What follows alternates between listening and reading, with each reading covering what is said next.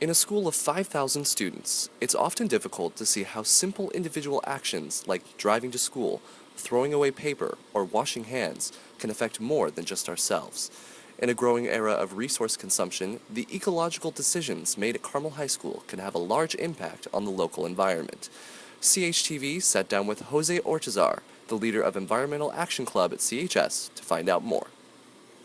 Carmel High School has a pretty big recycling program. I think most classrooms, or almost every classroom, has a recycling bin, and we kind of do focus on recycling paper. But one of the things that me and my group kind of wants to implement in Carmel High School is a universal recycling. So that means that the school technically puts out no trash. Everything's kind of taken apart and recycled.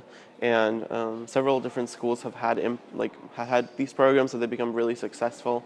And then also a composting program. So anything that can't really be recycled can be composted. Things like food waste and other such things that are kind of like organic matter. The basis of the environmental movement at CHS is recycling, but for some students, recycling isn't always an option. Especially with some of the new rules, I've been a little bit confused about what and where I'm supposed to be recycling.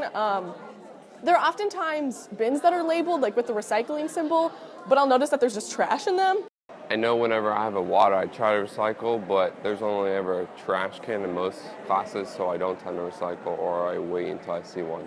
Most of my classes have recycle bins, but if it's a class like theater, sometimes I can't find one.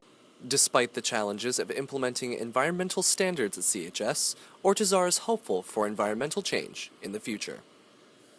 Obviously, there's going to be some hurdles that come along with having such a big school, and especially implementing policies that, might take a week to implement them in a school of like 100. It would probably take a little longer to implement those policies in a school of 5,000.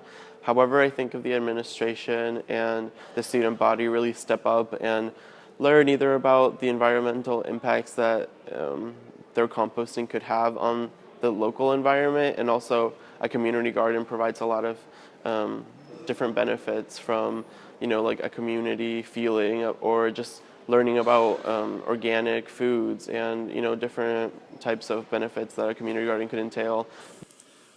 For the morning announcements, this has been Ben Heber and Sophia Casati, CHTV News.